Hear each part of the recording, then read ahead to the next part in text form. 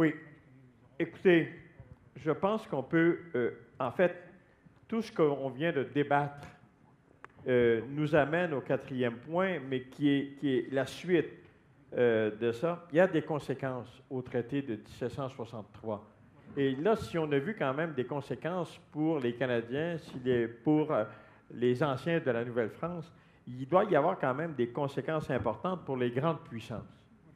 Et qui a profité le plus des trois grandes puissances et de quelle façon? Je vais commencer avec vous, M. Anderson. Est-ce que c'est la puissance américaine? Je n'ai pas dit la puissance britannique, mais est-ce que c'est la puissance britannique qui a le plus profité des circonstances de 1763? So who wins? Who wins? Really? And who gains?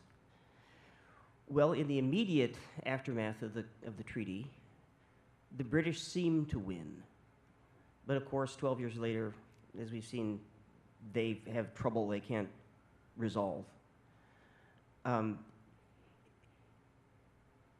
French seem to lose, but in fact, they don't. They emerge re-energized. They rebuild their navy. They they rearm their army. They create the most advanced artillery system in the early modern world, with the system that Napoleon uses with enormous effect after the French Revolution in creating a new empire in Europe. It's sort of hard to see that the French lose. The Spanish actually do pretty well, as I said earlier. I wonder if we're asking the wrong question here, because it seems to me that you could correct me, sir. That the consequences of the treaty are really this: that it reorders North America, and it creates here in Quebec a legacy of imperial oppression, which structures the history of this province down to the present.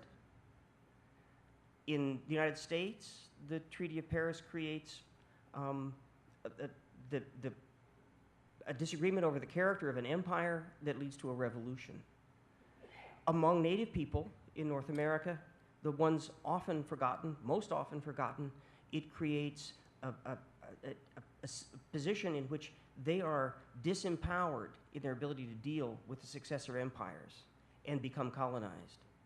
So in fact, what the legacy or the consequences of the treaty are have less to do with Spain, Britain, and France than they do with Quebec, the United States, and the First Nations. And those bind us together. No matter how much we tend to ignore the consequences of the Treaty of 1763, the Peace of Paris, they're with us today. Rapidement, est-ce qu'on pose la bonne question? Les Britanniques avaient l'air d'avoir gagné, mais 12 ans plus tard, on sait ce qui s'est passé. Les Français avaient l'air d'avoir perdu, sauf qu'ils ont, prospéré dans les années suivantes. Ils ont rebâti la marine, ils ont rebâti l'armée, ils ont créé l'artillerie la plus avancée de l'époque. Et l'Espagne s'est assez bien comportée aussi.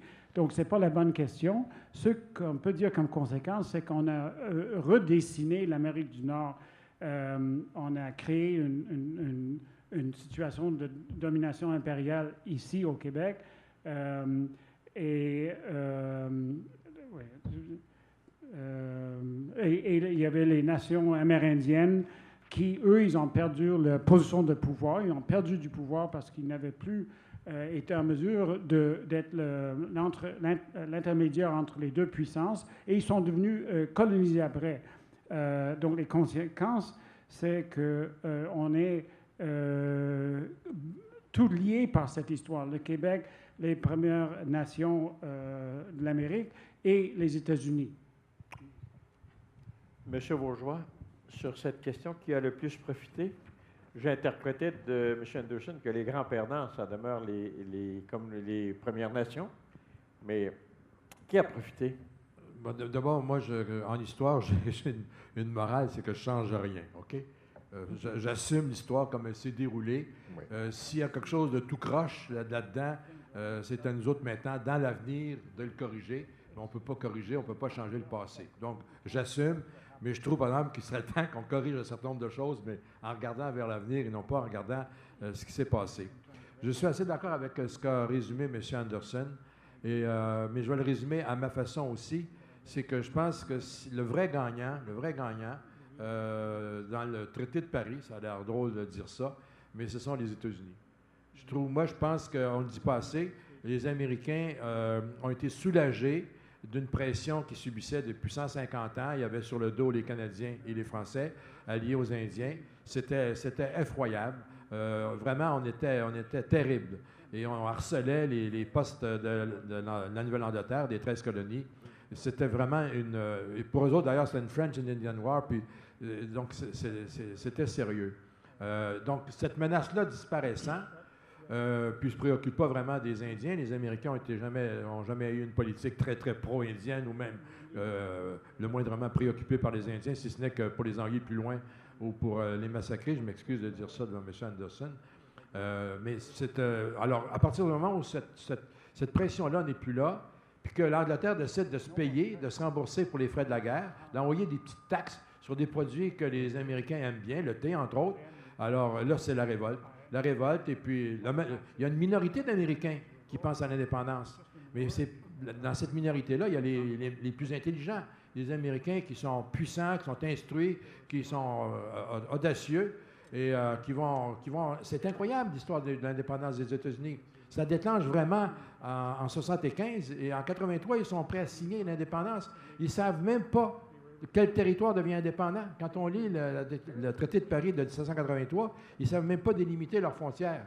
Mais ils ont quand même réussi à créer un mouvement d'indépendance. Et au moment de l'indépendance, ils sont encore le tiers à être contre, mais il y a eu les 2 tiers qui ont été favorables. Et tout ça, à mon avis, c'est déclenché par le traité de Paris, qui nous mène à 1783, le 2e traité de Paris.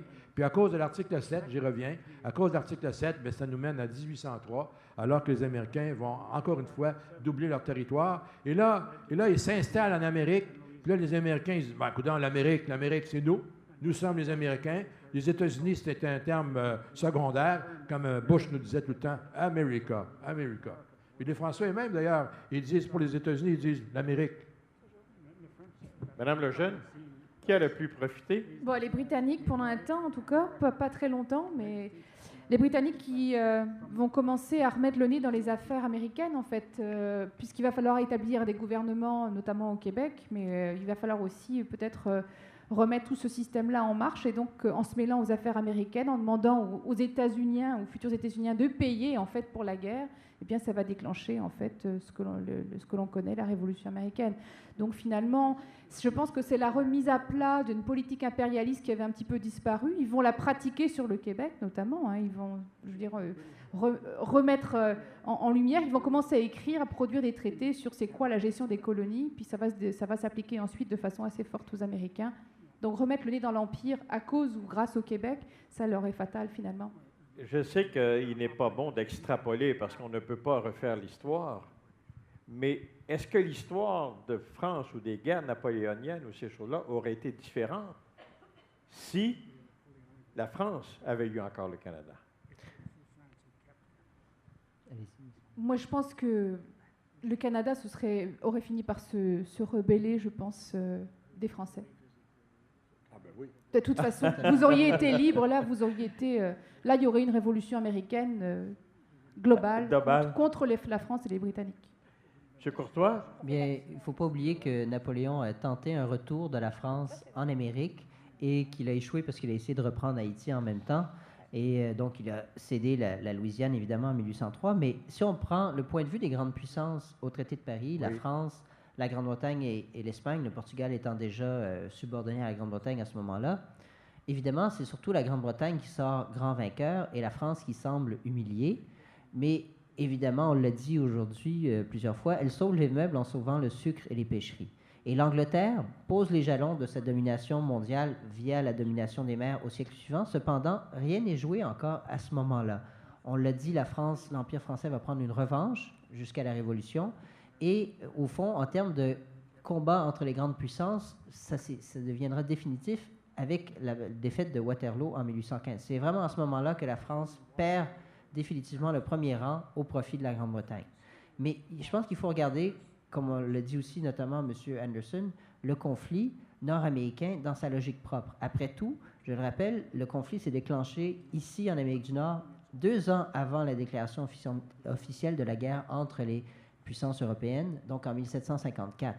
C'est largement une initiative coloniale. Les 13 colonies, ou plusieurs d'entre elles, disons la Virginie, la Pennsylvanie, la colonie de New York en particulier, avaient des visées sur l'Ouest. Ceux qui les empêchaient, bloquaient leur expansion, c'était les Canadiens et leurs alliés amérindiens. Alors, si on demande qui gagne, qui a perdu, je pense que les Acadiens, les Canadiens et les Amérindiens ont perdu. Les habitants des 13 colonies ont gagné. Les Amérindiens, par exemple, grâce à la Nouvelle-France, bénéficiaient d'une zone où ils conservaient leur autonomie. Ils pouvaient continuer d'évoluer de manière autonome en intégrant des apports européens.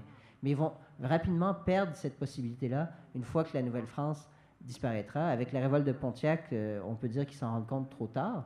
Mais c'est important aussi, évidemment, pour le destin des Amérindiens sur le continent que ce traité-là. Alors, M. Anderson, M. Bourgeois, lui, semblait nous dire tantôt que c'est vous, les Américains, ou les futurs Américains, qui aviez été les grands gagnants dans l'histoire. Yeah. We. I'm really glad this conversation took the turn it did, because it gives me a chance to explain that I believe the 7 Years' War was an attempt, as Charles was saying, on the part of Americans, American colonists, to expand the British Empire, because they were determined imperialists. And as it happened, they won, and that precipitated a crisis within the British Empire, because they couldn't determine between the metropolis and the colonies what kind of empire it was going to be, whether the colonists themselves would make decisions about the imperial expansion or not. That was a big question, and it broke the British Empire apart. The American Revolution creates an imperial republic, one that can, in fact, do what Washington was trying to do in 1754, which is to extend the control of the empire beyond the Appalachians into the Ohio Valley and westward into the interior. And the Americans never stop.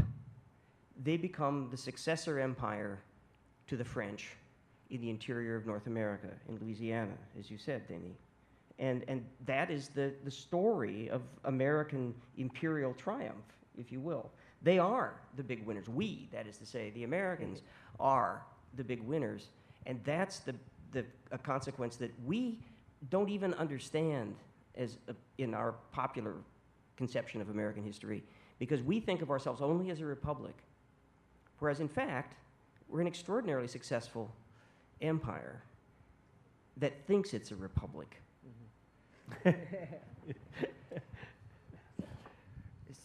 Oui, la réponse est oui. Les guerres de 7 ans, les colonies américaines sont les gagnantes.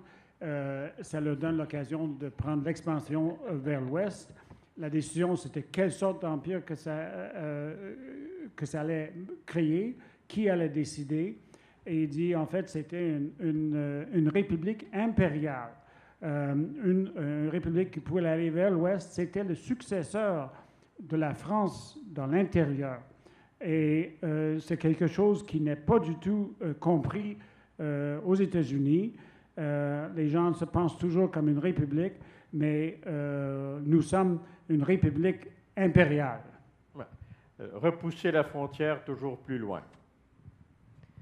Si je peux ajouter quelque chose à ce sujet, quand on parle de la victoire de la Grande-Bretagne, l'ironie de l'histoire, c'est justement du fait de l'indépendance des 13 colonies qui survient une douzaine d'années plus tard, enfin dont l'insurrection commence une douzaine d'années plus tard seulement.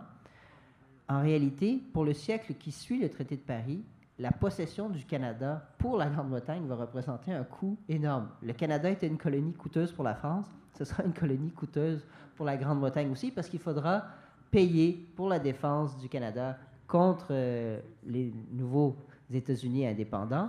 et que le Canada, durant ces années, ne rapporte toujours pas beaucoup. Son climat, disons, limitait le développement du Canada, l'attrait du Canada pour des immigrants à l'époque de la France. Immédiatement après le traité de Paris, il en va de même pour les Britanniques. C'est grâce, en fait, à l'arrivée des loyalistes que finalement, il peut y avoir un plus grand développement. Mais même à ça, ce n'est pas suffisant pour vraiment compenser la Grande-Bretagne pour tous les coûts d'administration de cette colonie, ce qui explique aussi pourquoi elle était si heureuse de laisser une certaine autonomie au nouveau Dominion du Canada en 1867 pour qu'il commence à assumer une partie de ses frais de défense et ainsi de suite. Sur vos choix, vous voulez ajouter quelque chose? Je vous vois prendre des notes, ou bien non, si vous voulez que je vous relance avec une question, allez-y donc de votre commentaire. Vous n'avez pas besoin de mes questions. Bon, allez-y avec une question. Bien, ce que j'allais dire, est-ce qu'à ce moment-là, quand même, la situation américaine aura eu comme effet et si on revient aux Canadiens, aura eu pour effet de faciliter les choses pour les Canadiens ou d'empêcher que les Canadiens subissent un sort ou disparaissent comme entité. Comme conséquence, c'est la conséquence d'une république impériale, c'est la conséquence aussi d'un Canada qui coûte cher, mais est-ce qu'on a été obligé de faire des concessions telles que les Canadiens qu'on appelle Québécois existent encore? Écoutez, c'est vaste, hein? Madame Lejeune, tout à l'heure, a fait allusion au fait qu'est-ce qui serait arrivé si, elle a bien dit à voix basse qu'elle n'aimait pas faire de l'histoire comme ça, mais tout de même, qu'est-ce qui serait arrivé s'il n'y avait pas eu le traité de Paris, si on n'avait pas été, si on n'était pas devenu colonie britannique, si on était resté français? C'est clair qu'on aurait fait comme toutes les autres colonies, projetées en Amérique par des métropoles européennes, comme le Brésil, comme les pays d'Amérique latine, comme les États-Unis. On aurait, tôt ou tard, on serait bagarré pour notre indépendance. Admaré au secou et admaré? Ça, c'est certain. Maintenant, oui. Ah, ben là, non, j'ai dit oui trop vite. Là. Non, on n'avait pas besoin Parce que je croyais avoir entendu ce matin que peut-être les Américains seraient allés plus vite vers l'ouest, en remontant jusqu'au nord. Ça, c'est une autre question. Non, écoutez, on dirait par exemple de Jefferson c'était un visionnaire, qui voyait vers l'ouest. Écoute, moi, Jefferson, je l'ai fréquenté pas mal. Il m'a dit l'ouest, pour lui, là, s'arrêtait au Mississippi. Ce qu'il y avait de l'autre côté, il ne connaissait pas ça. Quand il envoie Lewis et Clark pour trouver un chemin, il leur dit surtout, si vous rencontrez des Blancs à l'ouest du Mississippi, dites-leur de revenir à l'est. T'sais. L'ouest du Mississippi, c'est bon pour les Indiens, ça. Les Indiens qui ne veulent pas se comporter comme de bons agriculteurs. D'ailleurs, regardez une carte des États-Unis aujourd'hui, les réserves, ils sont presque à 100% à l'ouest du Mississippi. Ça, Donc, pour revenir à la question, je voudrais la prendre sous l'angle suivant. Qu'est-ce qui définit le Canada? Bien, il y a ce schisme anglo-saxon. Il y a une partie qui devient république, avec les nuances de M. Anderson. Puis au nord, il y a une partie qui reste royaliste ou britannique et british. C'est la première chose qui distingue le Canada. Mais ça, c'est pas bien solide, même si Harper fait des gros efforts pour nous rappeler l'existence de la monarchie. C'est pas du très solide. Le plus solide au Canada, là, pour maintenir le Canada, c'est nous autres. Si nous autres, les francophones du Canada, on disparaissait, je ne donne pas beaucoup de chance au Canada pour survivre. Bon. Mais là, on est dans l'histoire fictive. Mais vous avez écrit ce matin dans le quotidien Le Devoir, vous avez dit que le moment le plus important, parce qu'on a voulu fêter la fête de 1812, on a voulu commémorer les plaines d'Abraham, mais vous dites ce qu'on devrait commémorer, c'est 1763. C'est le traité de Paris. Bon, écoutez, il me semble que ça va de soi. À 1812, on s'est demandé un peu qu'est-ce qui s'était passé. Et c'est incroyable ce qu'ils ont fait en Ontario.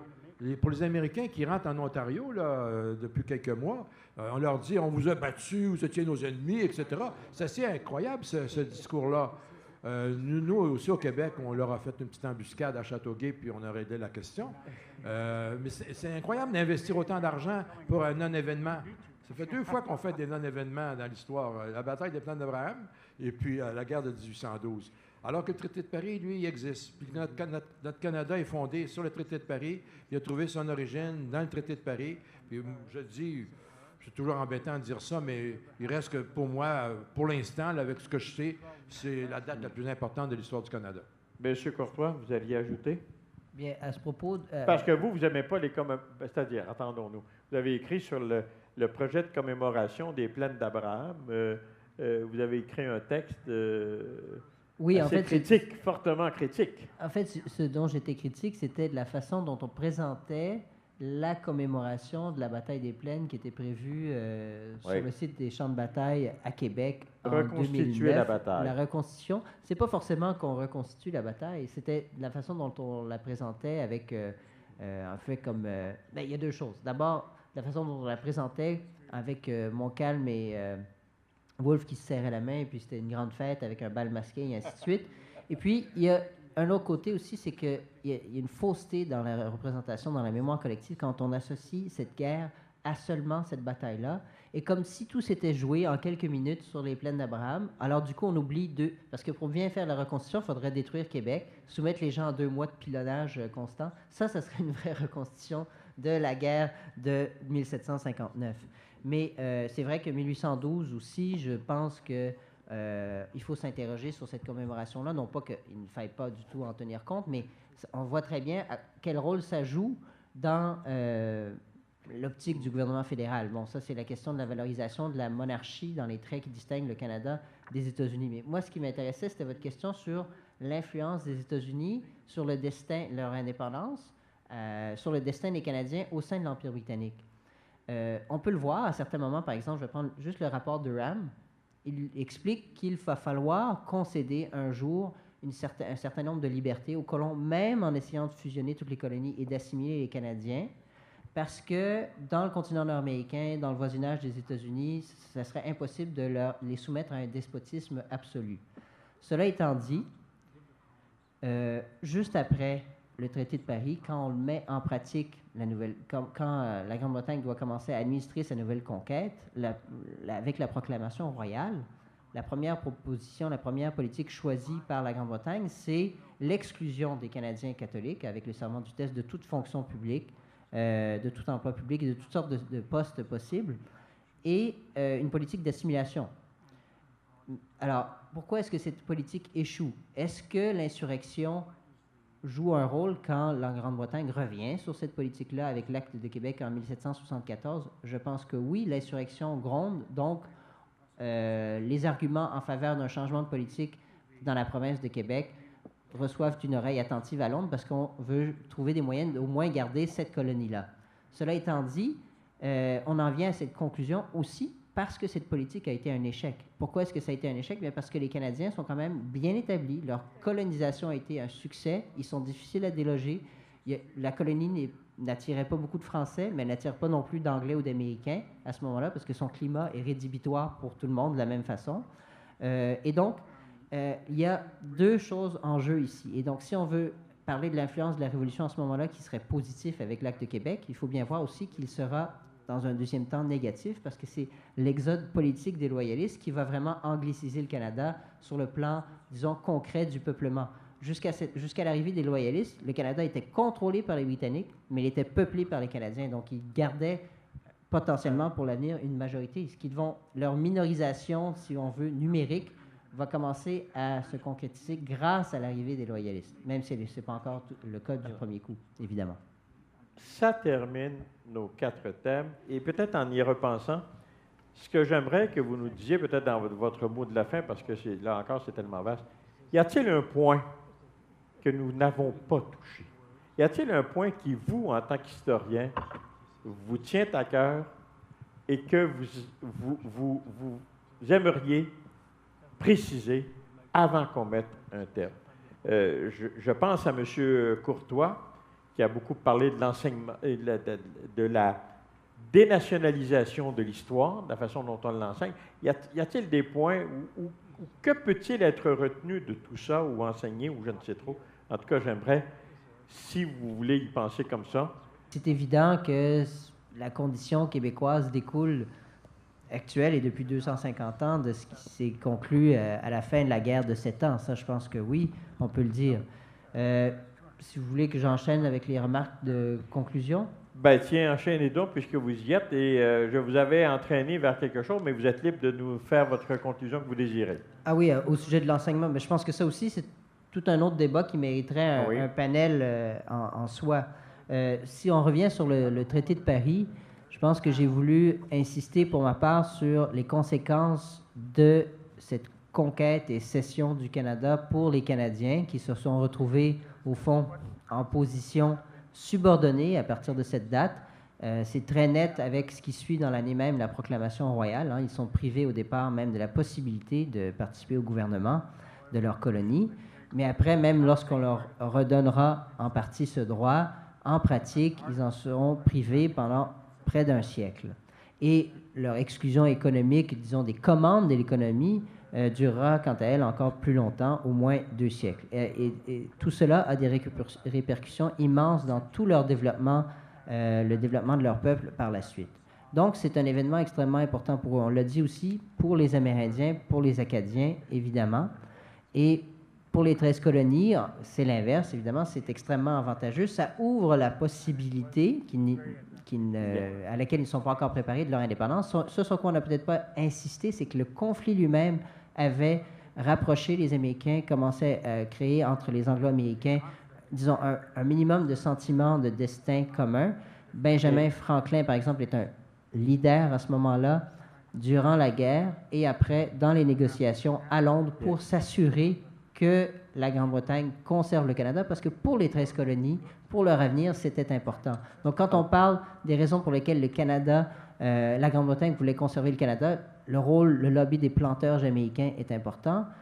Il y a certainement, ironiquement même, l'importance qui joue des 13 colonies dans le commerce britannique. Donc, conserver le Canada, c'était attrayant, peut-être moins par la colonisation du Canada qu'on envisage que par la sécurité qu'il procure pour conserver des colonies extrêmement importantes dans l'Empire britannique qui étaient les 13 colonies.